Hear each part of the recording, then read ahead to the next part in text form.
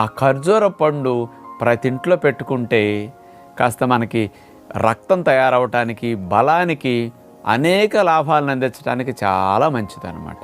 మరి పురుగు పట్టే గుణం ఖర్జూరం పండుకు ఉంటుంది. కాబట్టి ఇంటికి తెచ్చుకున్న తర్వాత మీరు ఖాళీగా ఉన్న సమయాల్లో లేదా ఏదైనా సీరియల్ చూస్తున్నప్పుడు కూడా ఒక చాకు పెట్టుకుని పండు ఖర్జూరాలు తీసుకుని కట్ చేసి గింజ తీసేసుకుని ఖర్జూరం మొక్క చేసి చెక్క చేసుకున్న మొక్క చేసుకుని అట్లా పెట్టుకుంటే ఇక పురుగు పట్టదండి. గింజ తీసేసినప్పుడు వాటిని అట్లా ఉంచుకోవచ్చు.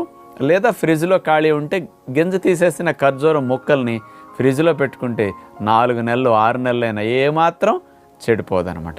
అట్లా ఖర్జూరం పండు పెట్టుకోండి కొంత.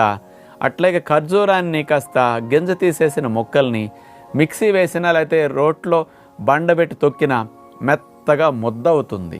ఈ ముద్ద కూడా ఇంట్లో పెట్టుకుంటే మీరు కాస్త జ్యూసుల్లో వేసి